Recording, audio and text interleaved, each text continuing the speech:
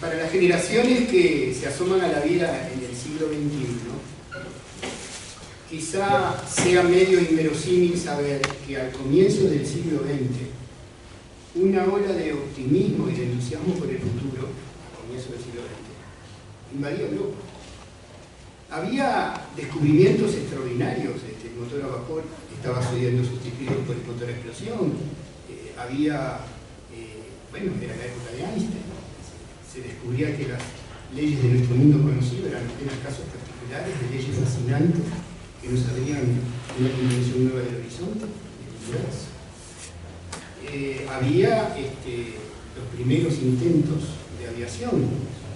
Objetos más pesados que el aire podían volar, hasta el submarino. ¿Sí? Bueno, en ese marco había otra razón además para estar optimista, y es que la clase obrera de Francia y de Inglaterra ya no vivía aquella situación atroz que había vivido en las décadas anteriores. Había razones en Europa y en los Estados Unidos para pensar que venía un mundo muy promisorio. Y si en Polonia o en Irlanda todavía las cosas estaban mal, siempre quedaba la opción de emigrar a América, a hacer la América, en América del Norte, por supuesto. Pero esa bonanza de Europa tenía una contracara oculta. La fase imperialista del capitalismo hacía que se explotara ferozmente a pueblos de otros países, fundamentalmente del África, de Asia, de la India, de las llamadas repúblicas bananeras, de Haití. Entonces, toda esa colosal masa de plusvalía, con una altísima cuota de plusvalía en países lejanos, fluía y permitía a las clases dominantes de los países centrales sobornar a sectores importantes de la clase obrera, crear una aristocracia obrera y acompañar esa sensación de bonanza que aquel que no trascendiera los límites de Europa podía creerse. La fase imperialista del capitalismo. Cecil Rhodes, uno de los principales inspiradores del imperialismo, dice, nos critican por lo que hacemos en esos países lejanos. Cecil Rhodes, después Rhodesia se llamó por él, ¿sí? Pero el imperialismo es cuestión de estómago. Nos preguntan qué hacemos con esos pueblos lejanos. Y yo pregunto qué harían nuestros obreros con nosotros si los dejamos vegetar en situaciones malas, como en la época de los grandes levantamientos obreros. El imperialismo. Kautsky, antes de hacerse reformista, teórico socialdemócrata, decía: se percibe, sin buscar explicaciones, de que el centro de la revolución mundial se va desplazando desde Occidente a Oriente. Claro, lo que pasa es que en Occidente ya un sector importante de la clase obrera tenía algo más para perder que sus cadenas. Vinculado con este proceso de conmoción y de desarreglo, donde el saqueo se ve convenientemente lejano, aparece un fenómeno que inevitablemente acompaña la fase imperialista. Es decir, los partidos socialdemócratas de Europa, que eran los partidos revolucionarios, se vuelven reformistas, ya no hablan de revolución. Y aquella asociación internacional de trabajadores que habían forjado Marx y Engels, que después de la Comuna fue terriblemente destruida, reprimida, sobre todo por las leyes de Bismarck, ahora renacía. Era el Partido Mundial de los Obreros, un partido que ahora estaba pensando en incorporar campesinos, porque después de la Comuna había dicho Engels, el canto campesino, el canto obrero sin el coro campesino es un canto fúnebre. Pero al mismo tiempo se traicionaban los principios revolucionarios. Y para los revolucionarios de ese comienzo de siglo, la dramática resolución de romper con la propia estructura que contenía la Asociación Internacional de Trabajadores, la Segunda Internacional, todo lo mejor de la experiencia acumulada de la revolución en Europa. Y hay un momento en que uno tiene que elegir entre la herramienta y los objetivos, cuando la herramienta se echa a perder. Y los bolcheviques, la izquierda de Zimmermann, Rosa Luxemburgo, tuvieron la osadía, eran considerados poco menos que traidores, de romper con el Partido Mundial de los Obreros, la Segunda Internacional. Ahora es muy fácil contarlo, pero en aquel momento fue dramático. Fase imperialista. El peor momento para los partidos obreros de Europa. Y un tercer elemento, que es absolutamente conclusión del imperialismo, era inevitable, la Primera Guerra Mundial. La Primera Guerra Mundial es producto de que ahora, si se explotaba lejos, los países que ya tenían muchas colonias, semicolonias y países dependientes, iban a entrar en una contradicción lógica con los que habían llegado tarde al reparto.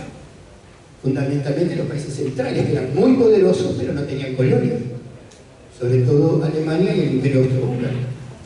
Y por otro lado, Inglaterra, Francia, que tenían un tremendo sistema colonial, querían que las cosas quedaran como estaban, y no compartir las colonias y los países dependientes donde se enfrentaban.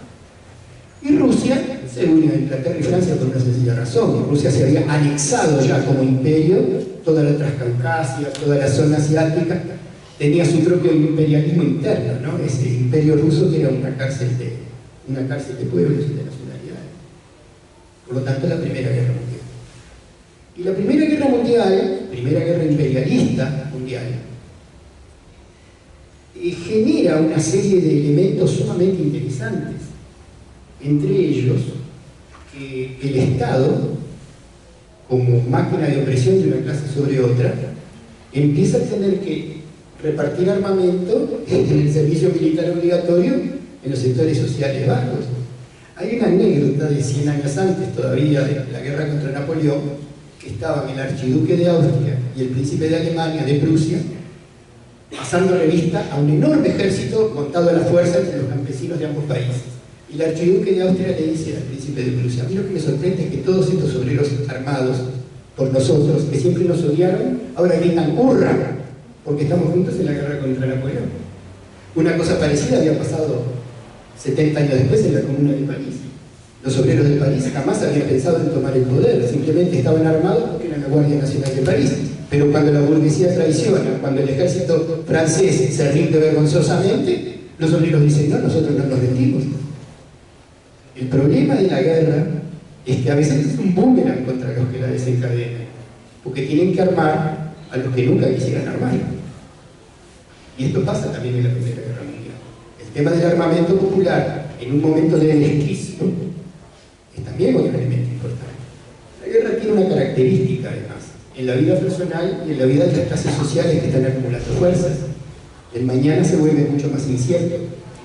Si yo en tiempos de paz me gusta una muchacha, yo puedo proyectar para hablar el mes que viene. Pero si está la guerra arriba mío, yo necesito decirle hoy que la quiero.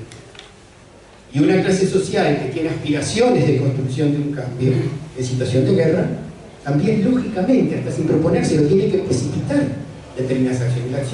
La guerra es un revulsivo extraordinario de la situación. Entonces tenemos tres premisas iniciales: la fase imperialista del capitalismo, la traición de los partidos obreros socialdemócratas de Europa y la Primera Guerra Mundial. Tres elementos que son uno solo, son una expresión de la fase imperialista del capitalismo.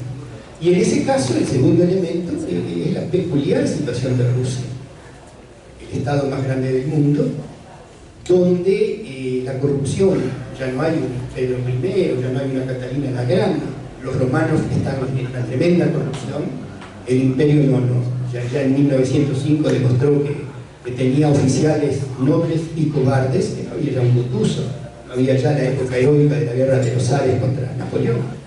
Y aquel esquema que sentía el pueblo ruso, ¿no?, la lealtad hacia la madrecita Rusia y el padrecito zar no se estaba portando bien. Y se tiran las fiestas, las festicholas en San Petersburgo. Perdón, ya no se llamaba San Petersburgo porque San Petersburgo era un nombre alemán, y ahora estaban en guerra con Alemania, así que le pasaron a traducir al ruso Petrogrado, ¿no? Es lo mismo, es la ciudad de Pedro. Grad es una palabra eslava que significa ciudad, en el eslavo antiguo. Entonces pasaron a llamarse Petrogrado, la capital del imperio, pero se veía las festicholas, el lujo insultante de los palacios sobre la avenida Nevsky, mientras el pueblo se llenaba de piojos y sus mujeres se morían de hambre en las aldeas. En esa Rusia inmensa,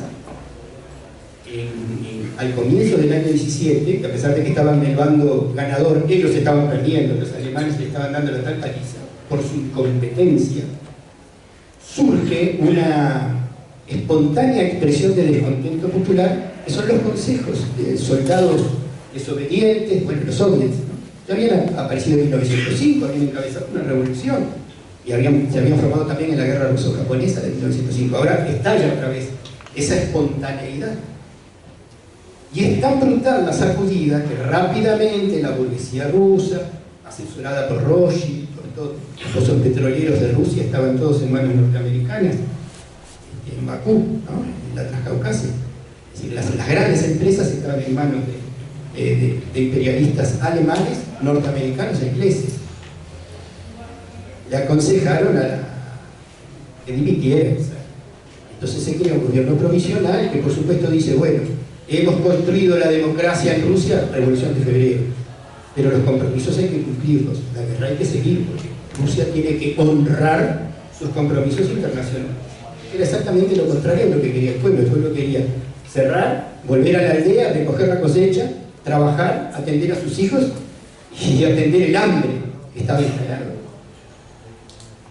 En esa Rusia, solo un partido, el partido que había roto con la Segunda Internacional, la fracción bolchevique de 1903 dentro del Partido Obrero Socialdemócrata Ruso, fue la única que fue consecuente, que fue absolutamente coherente. Y acá hay una cosa en decir no a la guerra, es decir, paz, tierra, y realmente empieza a interpretar el sentimiento de las mayorías. Y acá hay un elemento interesante. La imperiosa necesidad ante una conmoción previsible de que exista un grupo político, una herramienta política organizada. Porque si no surge el espontaneísmo, que se vayan todos, que se vaya el gobierno provisional, abajo todo, viva los soviets, y terminan los soviets peleándose entre ellos por distintos proyectos. Es imprescindible que haya una orientación. Y ahí, en el suceso que ocurre en febrero, lógicamente, se abren las cárceles, salen los presos políticos, se permite la entrada de algunos exiliados por cuentagotas, se recupera el poder de los distintos grupos opositores, cadetes, eseístas, mencheviques, bolcheviques, empiezan a reorganizarse. Y en ese caos de una ciudad donde nadie sabe quién manda, porque el gobierno provisional no puede tener tanta fuerza para mandar, y los soviets, que son el pueblo armado, tampoco tienen conciencia de su propio poder, en ese caos, los bolcheviques toman, por ejemplo, que estaba cerrado en ese momento, un internado de señoritas con un complejo de iglesias muy bonito que se llama Smolny, y ahí hacen su cuartel general. Y hacen su cuartel general, aún en las épocas más duras de represión del gobierno provisional, cuando Lenin vuelve a la clandestinidad, nadie se atreve a tocar el Smolny, porque ahí hay guardias rojos, ahí vienen las tanquetas, que son carros blindados, no son tanques porque no tienen orugas, ¿no? Pero tienen un cañón con banderas rojas, ¿no? Y ahí está el Estado Mayor de los bolcheviques y nadie se anima a tomar el Smolny. Y en esa dualidad, ahí se suman la brújula de clase del partido bolchevique y la genialidad de Lenin, que ve los elementos no estáticamente, sino en la interacción y el movimiento. Porque desde el punto de vista incluso más consecuente de la etapa democrática en la que se estaba, la lógica era aprovechar la legalidad, crear un partido opositor y después incidir en los soviets a los efectos de avanzar en un proceso democrático. Pero Lenin dice, un momentito, el gobierno provisional está inerme, las armas las tienen los obreros, todo el poder de los soviets, pero los soviets no. Camarada Lenin, en los soviets somos minoría, no problema nuestro. Pero todo lo que sea desarmar a los obreros es un retroceso. Y acá está el tema de la dinámica de la guerra. Las etapas son bien claras. Febrero, revolución democrática, burguesa. Octubre, revolución proletaria. Pero la guerra, el desquicio del aparato represor que genera la guerra, genera la peculiaridad de la dualidad de poderes. Los compañeros van a hablar, ahora van a desarrollar estos conceptos. Yo quería terminar en una cosa, simplemente, un recuerdo muy personal. Hoy cuesta, cuando uno visita el Smolny, cuesta imaginar todo lo que pasó ahí. Un internado de señoritas, después el cuartel bolchevique. Hoy es unos jardines hermosos, una catedral, y las grandes habitaciones donde dormían las señoritas. En el año 17 no quedaba una, se habían ido con sus papás los gulags al campo, ¿no? Eso estaba vacío. Y uno puede imaginarse lo que cuenta John Reed, y uno se imagina en ese jardín. Acá debe estar la posta de los bolcheviques que controlaban quién podía entrar y quién no.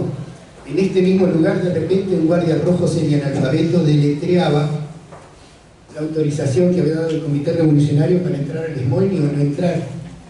Es decir, acá seguramente se reunía el Comité Central, y acá entró Lenin disfrazado cuando estaba clandestino, ¿no? Pero además, si uno sale caminando del Smolny,